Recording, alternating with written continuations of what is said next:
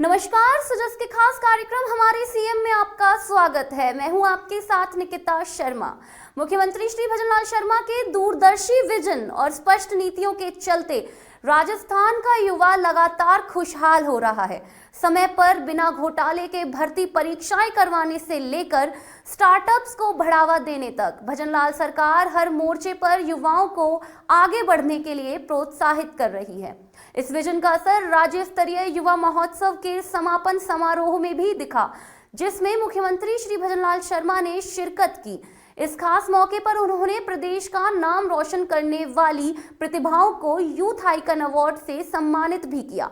देखिए हमारी ये विशेष रिपोर्ट।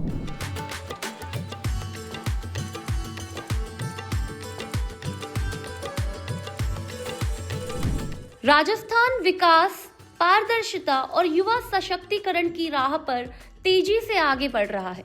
युवाओं को अवसर, रोजगार में ईमानदारी और प्रशासन में जवाबदेही, यही मुख्यमंत्री श्री भजनलाल शर्मा की कार्यशैली की पहचान बन चुकी है। उनकी सरकार ने जहां पेपर लीक जैसी समस्याओं पर सख्ती से रोक लगाई है, वहीं स्वदेशी, आत्मनिर्भरता और कौशल विकास को नई दिशा दी है। जयपुर के सवाई मानसिंह स्टेडियम में राज्य स्तरीय युवा महोत्सव का समापन समारोह भी उनके इस विजन का गवाह बना। इस अवसर पर मुख्यमंत्री श्री भजनलाल शर्मा ने मुख्य अतिथि के रूप में शिरकत की। वहीं युवा मामलात और खेल मंत्री कर्नल राज्यवर्धन सिंह राठौड़ भी कार्यक्रम में मौजूद रहे। राज्य स्तरीय युवा महोत्सव 6 जनवरी को जयपुर के SMS स्टेडियम में शुरू हुआ, जिसका समापन स्वामी विवेकानंद जयंती के अवसर पर हुआ। कार्यक्रम में राजस्थान का नाम रोशन करने वाले युवाओं को मुख्यमंत्री श्री भजनलाल शर्मा ने यूथ आइकन अवार्ड से सम्मानित किया। इस दौरान उन्होंने 2026 में विभिन्न पदों पर आयोजित होने वाली 1 लाख से ज्यादा भर्ती परीक्षाओं का कैलेंडर भी जारी किया। मुख्यमंत्री श्री भजनलाल शर्मा ने कहा कि आज का युवा 21वीं सदी का उज्जवल भविष्य है। उस समय स्वामी विवेकानंद ने कहा था कि भारत 21वीं सदी में विश्व गुरु बनेगा।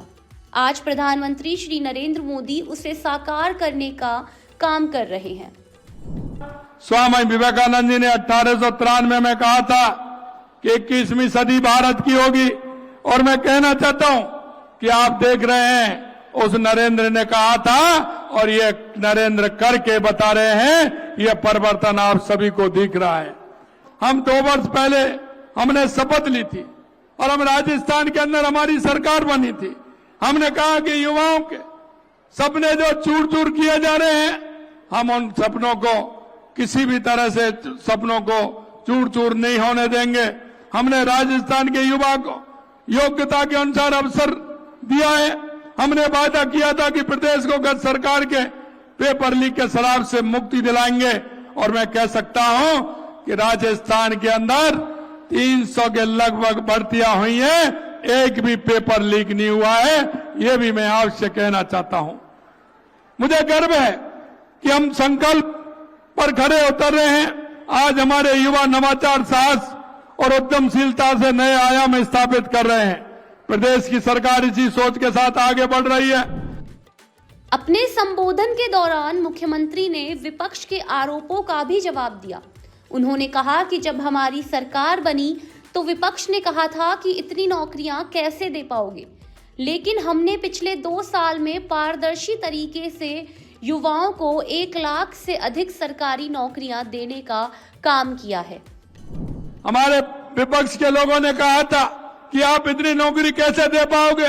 हमने उनसे कहा आप चिंता मत करिए, डायरी पेन हाथ में रखिए, हम पूरा हिसाब देके चलेंगे और आप देखते चलिए हम युवाओं को किस तरह से नौकरी देते हैं। पिछले 2 वर्षों में 1 लाख से अधिक नौकरियां हम दे जा चुकी हैं। 1,43,000 पदों पर चयन प्रक्रिया चल रही है। निजी क्षेत्र में 2 लाख से अधिक रोजगार प्रदान किए गए हैं। पिछली सरकार के कार्यकाल में युवाओं के साथ जो अन्याय हुआ है उसे कभी भुलाया नहीं जा सकता। पेपर लीक के उस काले दौर से लाखों युवाओं के सपने चकनाचूर हो गए थे। उनके समय में 19 में से 17 पेपर रद्द हुए थे। जिनके हाथों में जिम्मेदारी थी, उन्होंने युवाओं के साथ विश्वासघात किया था। परीक्षा की पवित्रता को धूमिल किया। हमारी आरपीएससी जिसका पूरे देश में नाम था, उसको धूमिल करने का काम किया। मेहनत करने वाले युवाओं के साथ धोखा दिया। हमने तय किया कि अब ऐसा कभी नहीं होगा।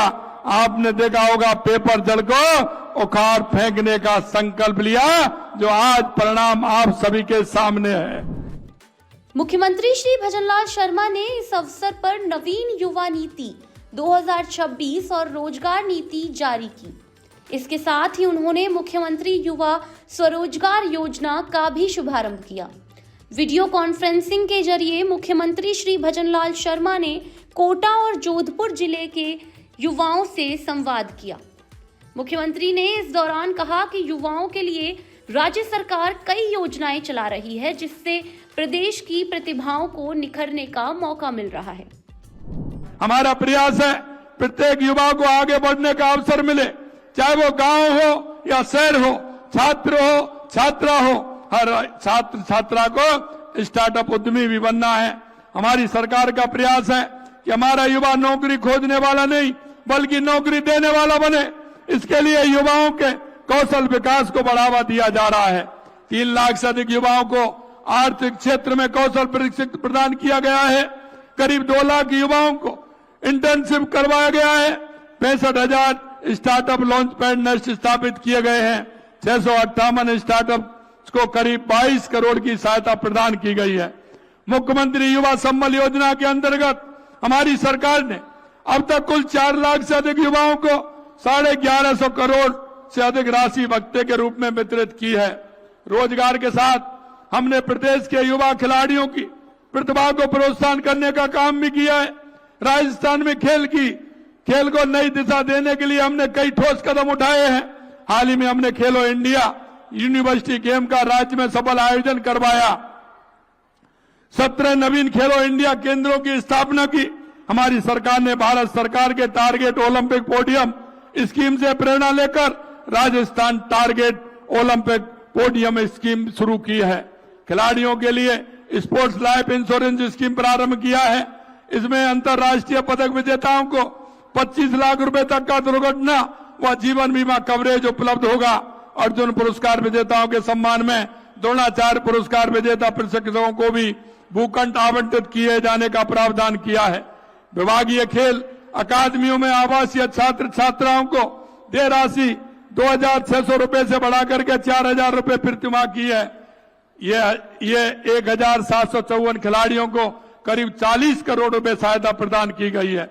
स्कूल और कॉलेजों में खेल सुविधाओं का विस्तार हो रहा है। हमारा लक्ष्य है कि राजस्थान का कोई भी प्रतिभाशाली खिलाड़ी संसाधनों की कमी के कारण पीछे ना रहे। मैं युवाओं से विशेष रूप से कहना चाहता हूं कि सफलता केवल व्यक्तिगत उपलब्ध नहीं होती। सच्ची सफलता वह है जो समाज और देश को आगे बढ़ाए। कार्यक्रम में खेल और युवा मामलों के मंत्री कर्नल राज्यवर्धन सिंह राठौड़ ने कहा कि भजनलाल सरकार ने राइजिंग राजस्थान जैसा समिट करवाया।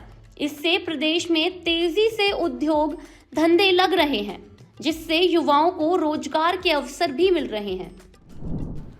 हमने राजस्थान के अंदर भी तेज गति से परिवर्तन के लिए यहां पर राइजिंग राजस्थान समिट करवाया, ताकि आर्थिक रूप से फैक्ट्रियां लगनी शुरू हो, सर्विसेज के लिए स्थान तैयार हो, रोड इंफ्रास्ट्रक्चर तैयार हो। आज सौर ऊर्जा से बिजली दिन में प्राप्त हो रही है। किसानों को जो रात में मिलती थी आज दिन में मिल रही है।